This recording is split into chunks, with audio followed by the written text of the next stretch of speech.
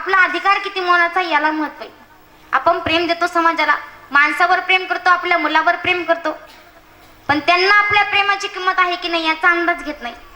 म्हणून सर्वात मोठा धोकादायक विषय जो असतो तो म्हणजे प्रेम. ते द्यायचं कोणाला हे सगळ्यात महत्वाचं असतं. जगद्गुरु तुकाराम महाराज आपलं प्रेम भगवंताला अर्पण करतात, कारण की भगवंतानं आपल्याला जन्माला घातलेला आहे, मग तो आपल्या प्रेमाचा स्वीकार करू शकतो. आणि हजारपट प्रेम आपल्याला भगवंताकडून मिळतं. आपल्याकडे गुण असो अथवा अगुण असो, भगवंत याचा विचार करत नाही. पण दुर्भाग्य आपलं असं आहे की आपण ज्याच्यावर प्रेम करतो, ज्या माणसावर, ज्या व्यक्तीवर, त्याला आपली कदर नसते. तुम्ही आम्ही फार सामान्य माणसं आहोत. आपल्याकडे श्रीमंती सुद्धा एवढी नाही की लोकांनी आपल्याकडे पाहावं. आपली कुठली स्थिती एवढी चांगली नाही. पण 1000 वर्षापूर्वी राजा भर्तहरी, अत्यंत सुसुंदर आणि सुव्यवस्थित कथा आहे. राजा भर्तहरी अत्यंत महान विद्वान होता. 4वी-5वीच्या शाळेमध्ये असे विज्ञानाचे धडे शिकवले जातात की पूर्वी सूर्य एक होता, त्याच्यामध्ये स्फोट झाला, त्याचाच एक तुकडा पृथ्वी आणि त्याचाच एक तुकडा चंद्र. खरं म्हणजे या आताच्या लोकांनी लावलेला शोध आहे. ज्याचं मी जीवन चरित्र सांगते त्यांनी हा शोध लावलेला आहे. स्फोटा एकदम जगत सर्वम तदेत पृथ्वीवर्धम. स्फोट जो होतो सूर्यामध्ये, तो तरी कोणामुळे होतो याचा देखील शोध भर्तृहरींनी लावलेला आहे. पण हा शोध लावण्यापूर्वी तो तुमच्या आमच्यासारखाच एक सामान्य माणूस होता. पण उज्जैनचा राजा होता, विक्रमादित्याचा मोठा भाऊ. आणि पत्नीवर एवढं नितांत प्रेम होतं की एखादा साधू पाहिला की याच्या कपाळावर आठे उठायच्या. याला असं वाटायचं काय या लोकांनी संसार सोडला असेल, काय या लोकांनी ऐशो आराम सोडला असेल, म्हणून साधूंची तो टिंगल करायचा. पण एक धीर गंभीर रस्त्याने चाललेला एक साधू होता, त्याच्याकडे पाहिलं आणि टिंगल केली. त्या साधूच्या लक्षात आलं की एवढा मोठा विचारप्रधान माणूस, भावना प्रधान माणूस काय या संसारामध्ये अडकला असेल, तर याला अजून संसार कळलेला दिसत नाही. म्हणून मधुकरीमध्ये आलेला आंबा त्या साधूने त्या राजाला दिला आणि सांगितलं की बाळ, तुला अजून संसार कळलेला नाहीये, आंबा खा, अमर होशील. आयतं मिळालेलं पुण्य होतं, खायला काय हरकत आहे. माणसाच्या जीवनामध्ये असे विचित्र असतात. साधूने जंगलात जाऊन तपश्चर्या करावी आणि पुण्य मात्र आमच्या संसारासाठी अर्पण करावं, तरच आम्ही त्या साधूचा फोटो लावू. आणि जगात तोट्याचा व्यवहार कोणीही करत नाही. एखादा माणूस आपल्या संसाराचा त्याग करून तपस्या करायला जातो आणि त्याने त्याचं मिळवलेलं पुण्य देवाच्या प्राप्तीसाठी वापरण्याऐवजी तुमच्या संसारासाठी साधू वापरेल अशी कल्पना तरी का करता. पण जर एखादा साधू असं करत असेल, तुमच्या पापांना गोंजारत असेल, तुमच्या मूर्खपणाला ज्ञान म्हणत असेल, तर तुमच्याकडून त्याचा स्वार्थ दडलेला असतो. पैसे घ्यायचे असेल, दक्षिणा घ्यायची असेल, देणगी घ्यायची असेल, तुमचा उद्धार नाही झाला तरी चालेल, त्याला काही घेणे देणं नाही. पण त्याचा फोटो तुमच्या घरात लागावा म्हणून तो कदाचित चांगल्या लोकांना देखील चांगलं न म्हणता वाईट लोकांना तो चांगलं म्हणतो. मुंबईमध्ये असे पुष्कळ साधू संत आहे, मोठमोठे पापी स्मगलर त्यांच्या पाया पडायला जातात. साधू म्हणतात, जा बेटा तेरा कल्याण हो. हा काही ईश्वर थोडाच आहे पाप करून कल्याण करण्याकरता आलेला आहे. पण पाप करणाऱ्याला सुद्धा असा दिलासा वाटतो की कुणीतरी परमार्थातला माणूस आहे जो आपल्या पाठीमागे उभा आहे. पण इतिहास असा आहे, पाप करून आजपर्यंत कोणताही माणूस चांगला झालेला नाही. हेच साधू संत स्वतःचा आश्रम आणि शिष्य परिवार वाढावा म्हणून बोलतेच लोकांना आशीर्वाद देत सुटतात. यांच्याच मध्ये दम नसतो म्हणून आशीर्वाद देत सुटतात. पण हा जो खरा साधू आहे, हा खरा साधू हे सांगतो की बाळ, तुला अजून संसार कळलेला नाहीये, आंबा खा, अमर होशील. आयतं मिळालेलं पुण्य होतं, खायला काय हरकत आहे. घरी गेल्यानंतर अत्यंत प्रेम आपल्या पत्नीवर होतं राजा भर्तहरीचं. मग त्यानं असा विचार केला की जर मी आंबा खाऊन अमर झालो आणि उद्या जर माझी बायको मेली तर माझी सहचारणी कोण असेल, तिच्याबरोबर माझं नातं जोडलं जाईल का नाही हे काही सांगता येणार नाही. म्हणून आपण अमर होण्यापेक्षा आपल्या पत्नीनं अमर झालेलं फार चांगलं. अमर होण्याचा आंबा पत्नीला दिला. बघा किती प्रेम होतं राजा भर्तहरीचं. अमर होण्याचा आंबा पत्नीला दिला. हा कळस झाला, प्रेमाचा कळस. पण दुर्भाग्य असं होतं, त्याची जी पत्नी होती, पत्नीचं प्रेमच नव्हतं राजावर. एक घोड्याचा खरारा करणारा जो होता त्यांच्या दरबारामध्ये, त्याच्यावर तिचं प्रेम होतं. मग तिनं असा विचार केला की जर मी आंबा खाऊन अमर झाले आणि उद्या जर खरारा करणारा मेला तर आपलं काय व्हायचं. म्हणून तिनं तो आंबा त्या खरारा करणाऱ्याला दिला. आता खरारा करणारा दबावापोटी प्रेम करत होता, कारण की त्याला नोकरी करायची होती, टिकवायची होती नोकरी. मग त्यानं असा विचार केला की आपलं खरं प्रेम तर नाहीये, पण त्याचं खरं प्रेम होतं एका भांडे घासणारी बाईवर. आता खरारा करणाऱ्याची मानसिक उंची आणि विचार किती असणार. एवढी मोठी राणी प्रेम करते असं समजल्यानंतर एखादा माणूस एकनिष्ठ राहिला असता, पण हे दुर्भाग्य असतं संसारिक माणसाचं. आणि म्हणून त्यानं तो आंबा त्या खरारा करणाऱ्याने त्या भांडे घासणाऱ्या बाईला दिला. भांडे घासणाऱ्या बाईने असा विचार केला की जर मी आंबा खाऊन अमर झाले तर चंद्र सूर्य असेपर्यंत मी काय भांडेच घासत बसायचे का? नपेक्षा हा आंबा जर माझ्या राजांनी खाल्ला ज्याची मी भांडी घासते तर कमीत कमी तो राज्य तरी करेल. म्हणून तिने तो आंबा त्या भांडे घासणाऱ्या बाईने राजाकडे आणून दिला आणि राजाला सांगितलं, महाराज, माझ्या प्रियकरानं मला हा आंबा दिलाय, तुम्ही जर हा आंबा खाल्ला तर अमर व्हाल. राजाने असा विचार केला, जी गोष्ट माझ्या बायकोला माहिती होती ती गोष्ट या भांडे घासणाऱ्या बाईला कशी माहिती झाली? तिला विचारलं तर त्या बाईला तरी काय माहिती कुठून आलाय तो आंबा, किती वाटचाल झाली त्या आंब्याची. तिला सांगितलं, मला माहित नाही, त्या खरारा करणाऱ्यानं मला आणून दिला. खरारा करणाऱ्याला बोलवलं, त्याला विचारलं, त्याला असं वाटलं आपण प्राण देण्यासाठी थोडी नोकरी करतोय. त्याने सांगितलं, मला काही माहित नाही, राणीनं मला आणून दिला. राणीला बोलवलं, राणीला विचारलं, राणीने सांगितलं, महाराज, कळू नये ती गोष्ट तुम्हाला कळाली, पण लग्न झाल्यापासून आतापर्यंत 20 वर्षांमध्ये मी कधीच तुमच्यावर प्रेम केलं नाही. राज दरबारामध्ये आणि पैशामध्ये प्रत असणारे तुम्ही, तुमच्यावर मी काय प्रेम करू? माझ्याकडे लक्ष द्यायला तुम्हाला वेळ नाही, मी काय खाणं पिणं याच्याकरताच आलेली का? माझ्या माहेरी सुद्धा हे भरपूर होतं, पण माझ्यावर प्रेम करणारा माणूस पाहिजे. पण दुर्भाग्य असं आहे की तुम्ही त्या पात्रतेचे ठरला नाहीत.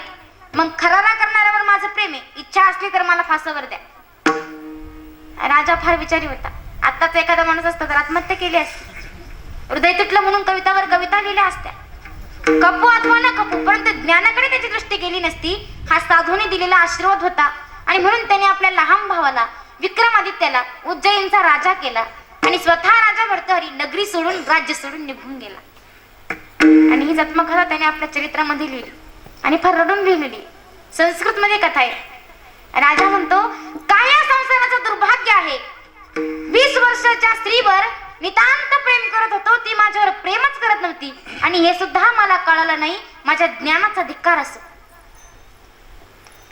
एक निष्ठपती मिळाला असताना सुद्धा त्याच्यावर जर प्रेम केलं नाही तर त्या पत्नीचा सुद्धा धिक्कार असो. राणीचं प्रेम आपल्याला मिळतंय असा खरारा करणारा माणूस, त्याला सुद्धा कृतज्ञता वाटली नाही, त्याचाही धिक्कार असो. खरं म्हणजे ही जी शृंखला चालत आलेली आहे की माणसं एकमेकांबरोबर प्रेम करतात पण सावध होत नाही. ही माणसं उद्या चालू चालू आपल्याला धोका देऊ शकतात, हे सावध होत नाही. पण राजा भर्तहरीचं भाग्य की तो सावध झाला. मोठ्या तन्मयतेनं, कृतज्ञतेनं आपलं चरित्र सांगत असताना हा राजा लाजत नाही. विठ्ठल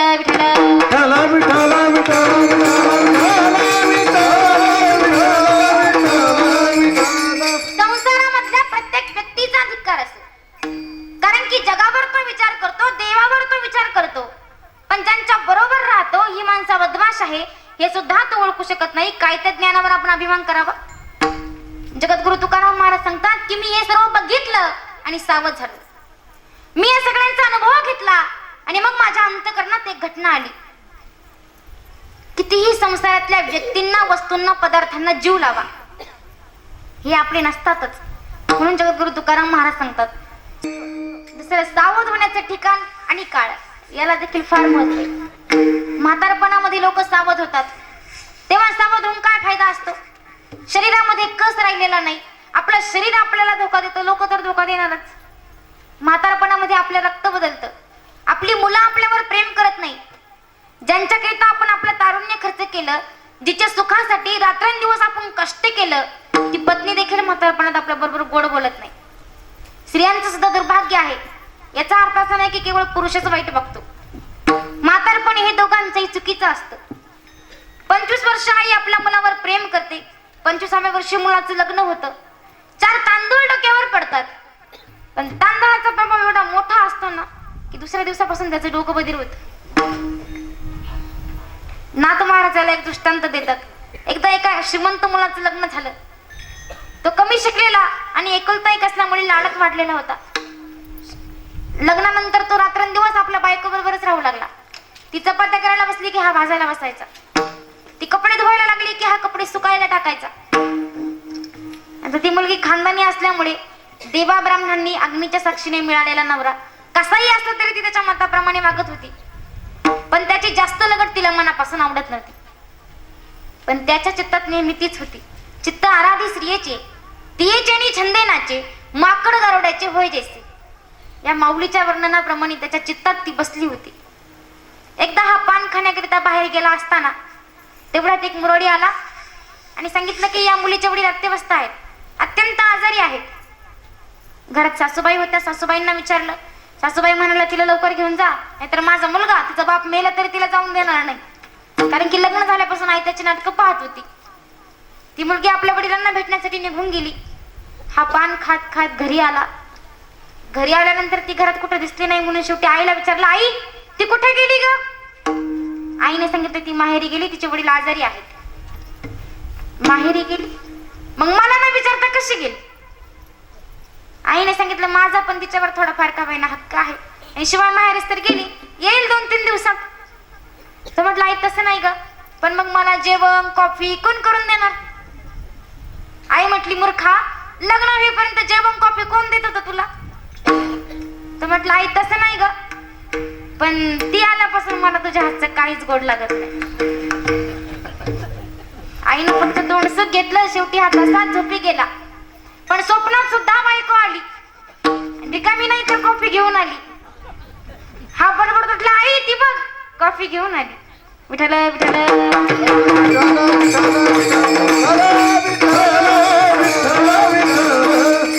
तांदूळ पडल्याबरोबर माणसाचं डोकं बदलतं, याला संसार म्हणतात. दुर्भाग्य आहे की आपल्याला या गोष्टी कळत नाही, आणि जे सांगतात त्यासाठी संतांच्या सानिध्यामध्ये आपण जात नाही. म्हणून जर जगाने आपल्यावर प्रेम करावं असं जर वाटत असेल तर अधिकार कमवा, योग्यता कमवा. लोकांनी आपल्याला प्रेम द्यावं असं जर वाटत असेल तर देवाबरोबर आपलं प्रेम ठेवा. जनाबाई फार सुंदर सांगते, देव सखा जरी विश्व अवघी कृपा करी. भगवंताचं जर आपल्यावर प्रेम असेल तर जग आपोआप प्रेम करेल आपल्यावर. पण अधिकार नसताना प्रेमाची अपेक्षा करू नका. भारतीय संस्कृतीमध्ये 4 गोष्टींना अत्यंत महत्व आहे. अतिशय महत्वाच्या आहेत त्या, आणि गादीवर बसून त्या मिळत नाही. धर्म, अर्थ, काम आणि मोक्ष. गादीवर बसून धर्म होत नाही. सर्वात महत्वाचा विषय, मंदिरात जाऊन कधी पैसे कमवले जात नाही. संसारात विरक्त होऊन कामाची तृप्ती होत नाही, आणि लोकांच्या सानिध्यात राहून मोक्ष कधी मिळत नाही. या विरोधातल्या घटना आहे. मोक्षावर व्याख्यान देणं वेगळं आणि मोक्ष मिळवणं वेगळं. कामावर विरक्तीचं बोलणं वेगळं आणि अंतकरणातून काम निघून जाणं वेगळं. ज्ञानेश्वर महाराज सांगतात, साधू संतांच्या अंतकरणातला काम आपोआप निघून जातो. तो काम सर्वथा जाई, तयाचे आत्मसंतोषी मन राही. काम सर्वथा जाई, काम आपोआप निघून जातो. काम नाही जादू पायी रे कामा, जादू पायी कामा, जादू पायी रे कामा. काम नाही जादू पायी कामा, जादू पायी कामा, जादू पायी कामा. काम आपोआप निघून जातो. काम नाही. किंवा तुकाराम महाराज सुद्धा सांगतात, काम क्रोधे केले घररी, काम क्रोधे केले घररी, काम क्रोध केले घरी, काम क्रोध केले घरी.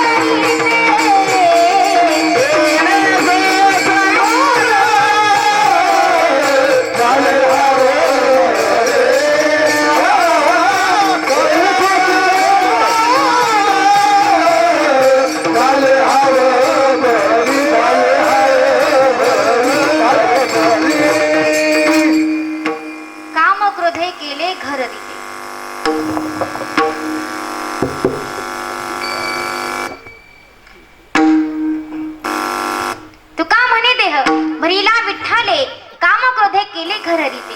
यालाच म्हणतात मोक्ष. मोक्षाच्या दिशेने चालणारा साधू. तुम्ही आम्ही मोक्षावर बोलतो, परब्रह्मावर बोलतो, देवावर बोलतो, पण दुर्भाग्य असं असतं अज्ञानी लोकांतले महाराज असते. विठ्ठल विठ्ठल विठ्ठल विठ्ठल विठ्ठल विठ्ठल विठ्ठल विठ्ठल विठ्ठल विठ्ठल विठ्ठल विठ्ठल विठ्ठल विठ्ठल विठ्ठल विठ्ठल. सर्वात महत्वाचा विषय म्हणजे तरुणपणामध्ये सावध होणं फार महत्वाचं आहे. कारण की परमार्थ हा तरुणांचा आहे. पण सध्या तरुण कुठं सापडतच नाही. त्यांना जर म्हटलं की चला कीर्तनाला, चला वारीला, चला भजनाला, तर ते म्हणतात महाराज ते काय आपलं वय आहे. मग कधी वयात येशील तू? महाराज धन्यवाद त्या तरुणाला देतात. धन्य जगी तोची एका हरी रंगिनाजे,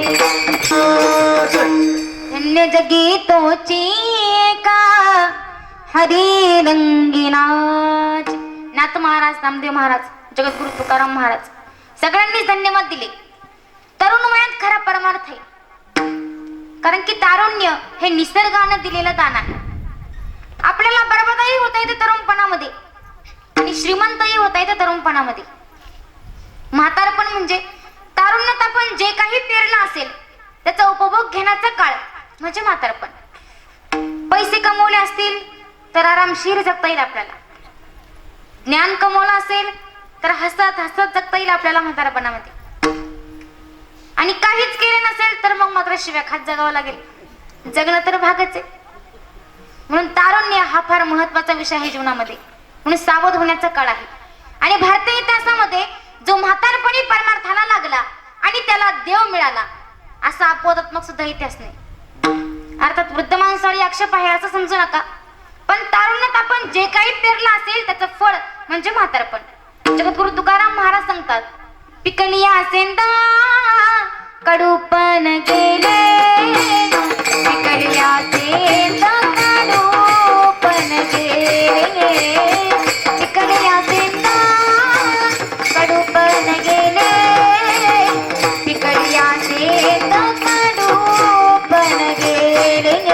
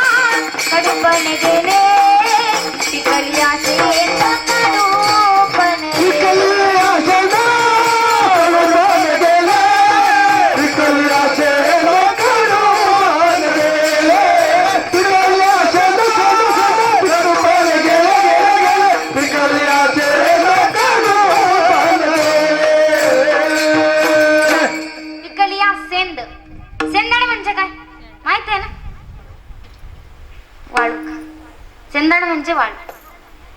हे सिंदड जर पिकलं तर वरचा रंग बदलतो आणि आतमधला कडवटपणा जातो. तसं जर ज्या साधकाने तरुणपणामध्ये परमार्थ केला तर अज्ञान रूपी आतला कडवटपणा निघून जातो आणि बाहेरच्या कातडीचा रंग बदलतो, चमक येते. याला परमार्थ म्हणतात. पण तो काळ म्हणजे तारुण्याचा. तुम्ही आम्ही तरुणपणामध्ये परमार्थ तर लांबच बरं का, परमार्थ तर लांबच. याचा बांधकर त्याचा बांधकर, याचं लग्न मोड त्याचं लग्न मोड, बरोबर ना? काही चुकीचं बोलते का मी? काही लोक जगाचं कल्याण करण्याकरिता आपलं सगळं आयुष्य व्यतीत करतात, पण काहींचं मात्र सगळं आयुष्य फक्त जगाचं वाटोळं करण्यामध्ये जातं. आमच्या गावामध्ये एक माणूस आहे पचक्यामध्ये नावाचा, कधीच कोणाचं चांगलं करत नाही. चांगलं त्याच्या डोक्यात कधी आलंच नाही.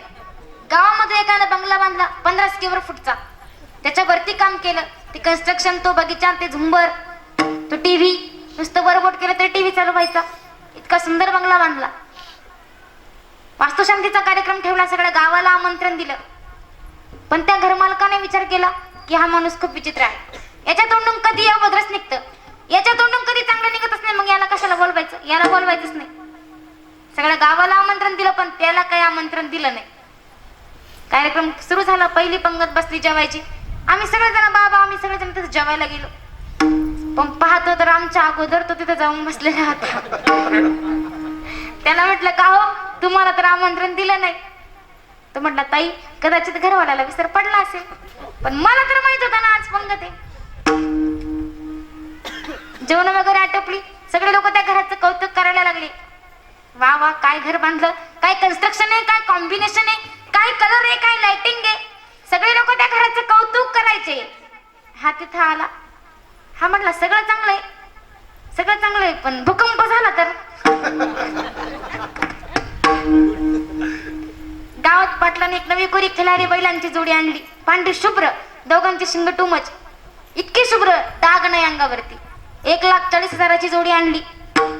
सगळं गाव ती जोडी पाहायला आलं. काय पाटील, काय जोडी, काय त्यांचा रंग, काय त्यांचे शिंग. सगळे लोक त्या बैलांचं कौतुक करायचे. हा तिथं आला. हा म्हटला सगळं चांगलंय, पण साप चावला तर. आमच्या शेजाऱ्याने विचार केला, हा करंटा काही बोलतो, याचं दर्शनच व्हायला नको, याची भेटच व्हायला नको. गहू पेरायला निघला पहाटेच 5 वाजता अंधारामध्ये. बैलगाडीत सगळं सामान टाकलं. सालदार बसला, पत्नीला बसवलं. बैलगाडी जुंपली आणि पहाटेच 5 वाजता अंधारामध्ये निघला.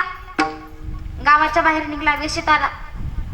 तितक्यात हा वेशीतच भेटला आणि म्हटला जय हरी. हा खाली उतरला. तर म्हणला काय रे, कुठे चालला. म्हणला बाबा तुझ्या पाया पडतं रे, पण काही बोलू नको. तर म्हणला अरे मला सांग तर खरी, तू कुठे चालला. तर म्हणला हे बघ, मी गहू पेरायला चाललो. तू जर काही बोलला नाही ना तर मी तुला 2 पोते गहू देईल. हा म्हणला तुम्हाला 2 पोते गहू देशील तुम्हाला गहू, पण ते तुला पिकल तेव्हा ना. विठाल विठाल विठाल विठाल विठाल विठाल विठाल विठाल. असे काही लोक असतात, त्यांचं सगळं तरुणपण, त्यांचं सगळं आयुष्य फक्त जगाचं मातेर करण्यामध्ये गेलं. म्हणून मला सांगतात की तुम्ही तरुणपणामध्ये सावध व्हा. सावध व्हा शब्दाचा अर्थ फक्त एवढाच नाही. ठीक आहे, परमार्थ करत असताना कधी कधी अपयश येण्याची शक्यता असते. प्रत्येक माणूसच परमार्थात सफल होतोच असं नाही, पण परमार्थ मुळातच चांगला आहे. साप चावला म्हणून गारुडी साप पाळणं बंद करत नाही. भिकारी आपल्या घरामध्ये भीक मागायला येतो म्हणून आपण काय अन्न शिजवणं बंद करत नाही. संसार दुःखरूप आहे असं ऐकल्यानंतर, समजल्यानंतर सुद्धा माणसं संसार बंद करतात असं नाही. तसं देव मिळत नाही म्हणून मग परमार्थ का बंद करायचा. आज नाही उद्या ती शक्यता आहे. आणि ज्यांना ज्यांना देव मिळाला आहे तीच माणसं देव स्वरूपाने भगवत स्वरूप झाली. उदाहरणार्थ ज्ञानेश्वर महाराज, तुकाराम महाराज. पण देव मिळत नाही म्हणून मग परमार्थ बंद करायचा हा विषय आपल्या जीवनातला नसावा. आणि सर्वात महत्वाचा विषय म्हणजे इतकाच संसार करा ज्याच्यामध्ये माणसाला प्रसन्नता असेल. इतकं कमवू नका की सर्व लोक तुम्हाला लुटायला पाहतील. जगद्गुरु तुकाराम महाराज वर्णन करतात की इतकं कमवू नका तुम्ही तुमच्या जीवनामध्ये की चोर तुमच्या पाठीमागे लागतील, आणि इतकं कमी कमवू नका तुम्ही तुमच्या जीवनामध्ये की घरात खायला काही नसेल. हिंदीत अगदी सुंदर असं मांडलेलं आहे, साई इतना दीजिए, साई इतना दीजिए जा में कुटुंब समाय. भगवंता एवढंच तू मला दान दे ज्या में कुटुंब समाय, परिवारातले माणसं समोरतील. मैं भी न भूखा रहूं, मैं भी न भूखा रहूं, न साधू भूखा जाई. मी सुद्धा संसारामध्ये उपाशी राहू नये आणि साधूने सुद्धा उपाशी जाऊ नये, याच्यापेक्षा जास्त नकोय. रावणाच्या संपत्तीचं काय झालं, शेवटी चोरचे. कमवलं जगाला लुटलं, शेवटी त्याचं लोकांनी लुटलं. रावणाच्या बाबतीत तर काय सांगावा, रावणासारखं सोनं कोणाकडेच नव्हतं. तुकाराम महाराज कुणाच्याही घराचं वर्णन करत नाही, पण रावणाचं वर्णन करतात. शुद्ध कंचनाची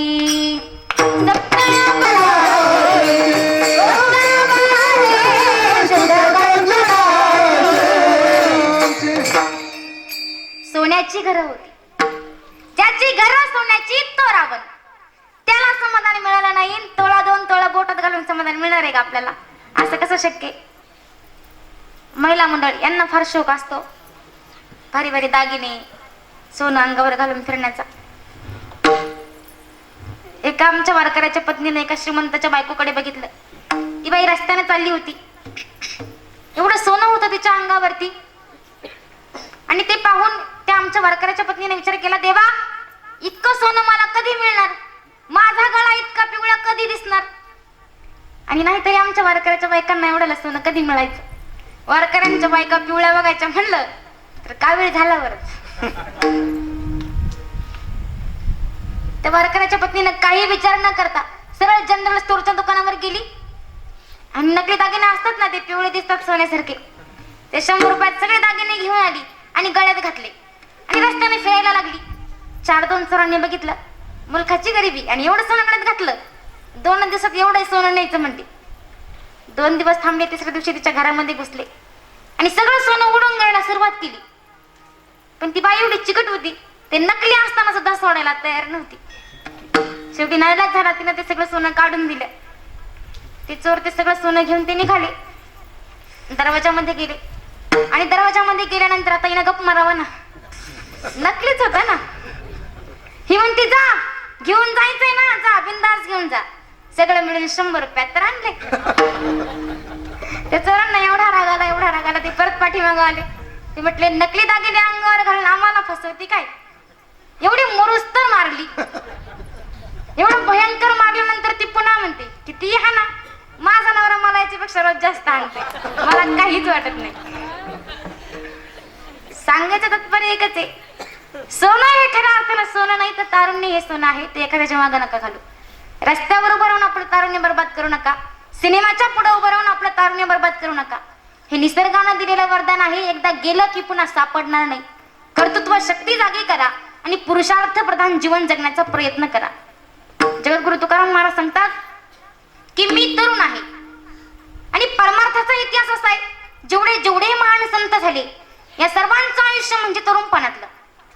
भगवान श्री ज्ञानेश्वर महाराज 22 वर्ष, 32 वर्ष आद्य भगवान शंकराचार्यांचं, 39 वर्ष स्वामी विवेकानंदांचं आणि 42 वर्ष जगद्गुरु तुकाराम महाराजांचं.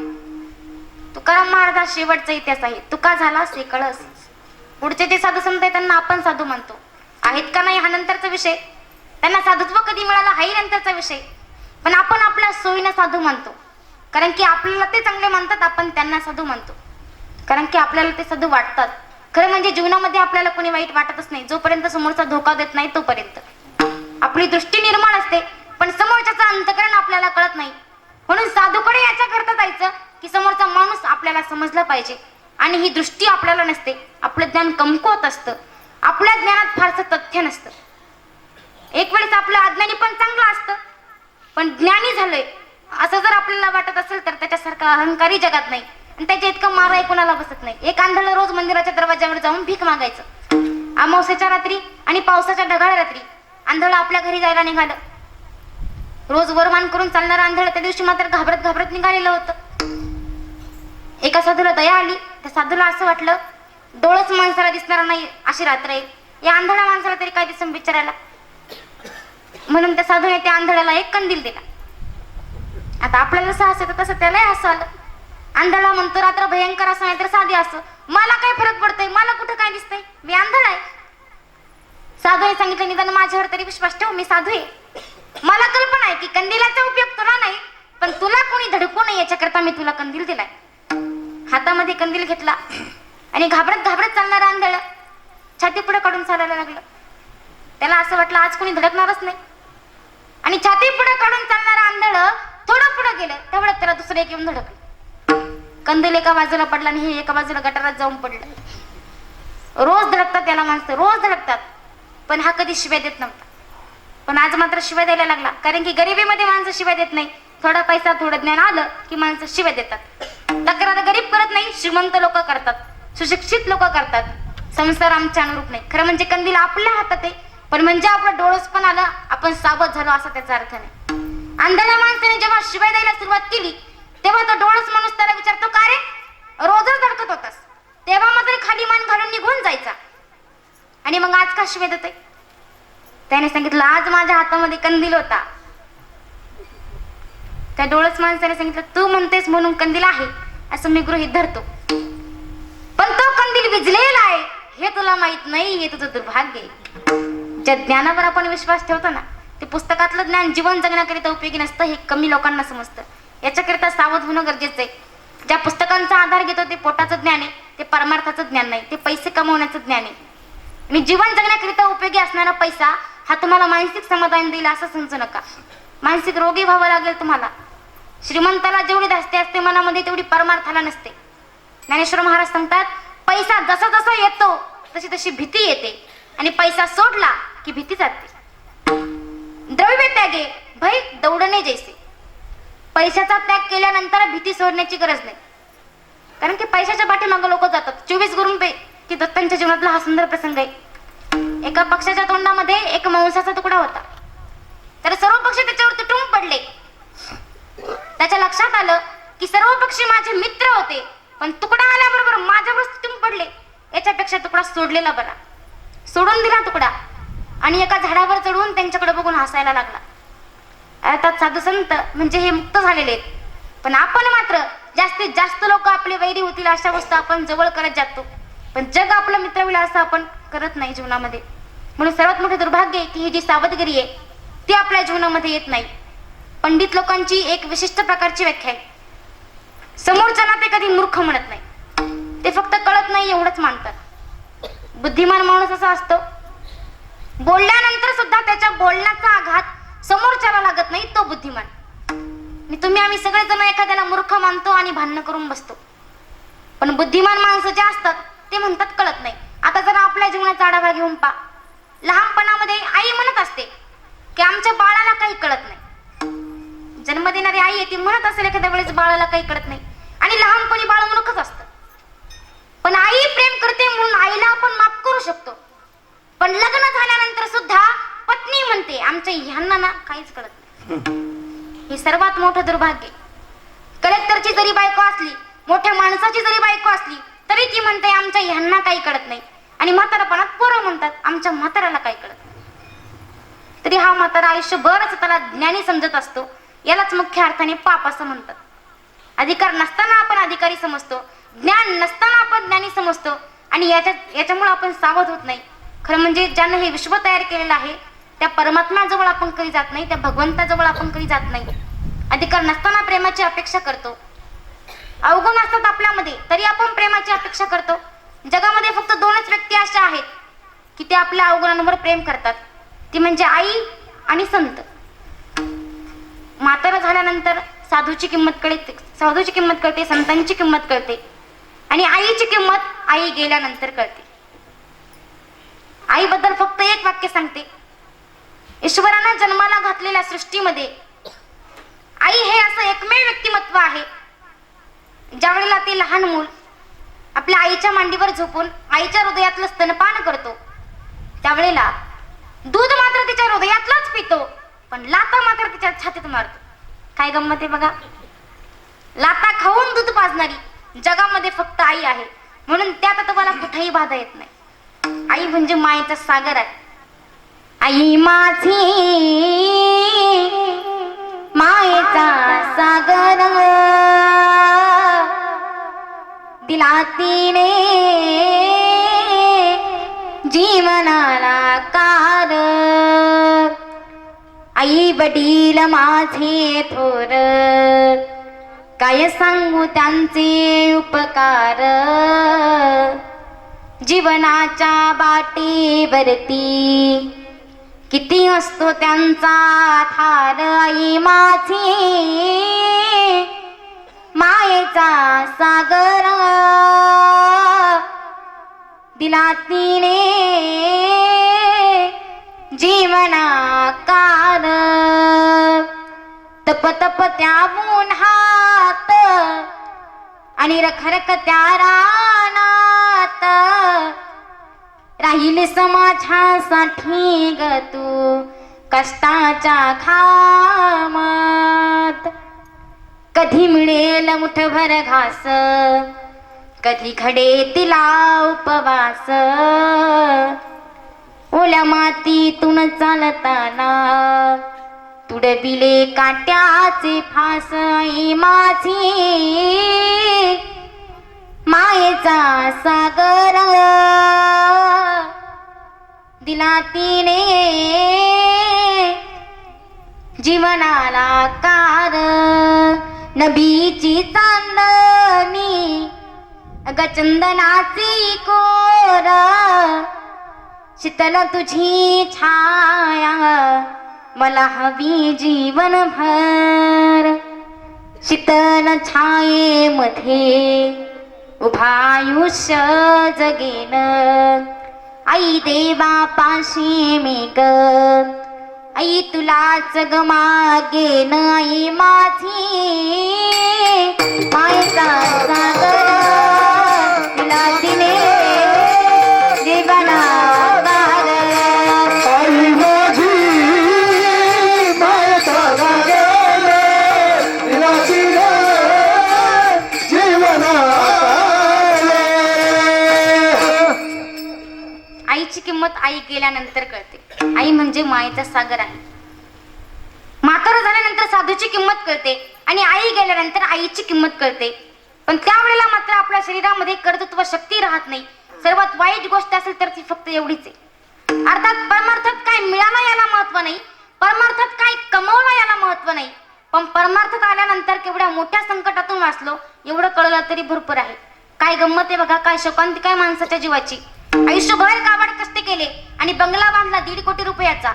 घरामध्ये बाथरूम मध्ये सगळ्या ठिकाणी इतका इम्पॉर्टंट गोष्टी होत्या, इतक्या चांगल्या इतक्या महागड्या. आणि मग लोकांनी यायचं कौतुक करायचं. इतकं चांगलं बाथरूम बांधलं, नुसतं जागच्या जागी जरी उड्या मारल्या तरी वरून पाणी पडायचं. इतकं चांगलं बाथरूम बांधलं. पण मला सांगा, ज्यांना इतकं चांगलं बाथरूम बांधलं त्याचे शेवटचे आंघोळ त्याच बाथरूम मध्ये होते का? लोक म्हणतात का इतकं चांगलं बाथरूम आहे, इतकं चांगलं शॉवर आहे त्याचं, शेवटचे आंघोळ घ्या बाथरूम मध्ये करून, म्हणतात का असं? उलट त्याच घरातले सांगतात गल्ली तुकड्यावरती घ्या. आयुष्यभर ब्रँडेड कपडे वापरले, आयुष्यभर स्प्रे मारले, कशासाठी? मग करायचं नाही असं का? अजिबात नाही. आहे तोपर्यंत सावध व्हा. महाराज म्हणतात मी मरणाच्या अगोदर सावध झालो, तुम्ही सुद्धा मरणाच्या अगोदर सावध व्हा. मरणाच्या अगोदर सावध झालं पाहिजे. सावध झालो हरीचालो जागरणा. सर्वसामान्य जीवन जगत असताना काय केलं पाहिजे तर महाराज म्हणतात फक्त सावध होऊन फायदा नाही, तर महाराज म्हणतात जेथे वैष्णवांचे भार जय जयकार गरजत असे, त्या ठिकाणी साधू संत सतत हरिनामाचा जयघोष करतात आणि समाजाला मार्ग दाखवतात. अशा संतांना शरण गेलं पाहिजे, कारण की त्यांना शरण गेल्यानंतर आपली अहंकार रूपी जी झोप आहे ती पळून जाते आणि परमार्थाला अडवं येणारं पाप नाहीच होतं. पळवनिया गेली झोप होते पाप आडते. म्हणून परमार्थ मार्गावर वाटचाल करत असताना मनुष्य प्राण्याने हरिनामाचा जयघोष सतत शुद्ध भावाने आणि भक्ती भावाने केला पाहिजे. तो कसा? तर सगळ्यांनी आपली दोन्ही हात वरती करा, सगळ्यांनी करा. ज्याला असतील त्यानेच करा बरं का, ज्याला नसतील त्याने खाली राहतो. सगळ्यांनी आपल्या हाताने टाळी वाजवून मुखाने देवाचं नामस्मरण करायचं.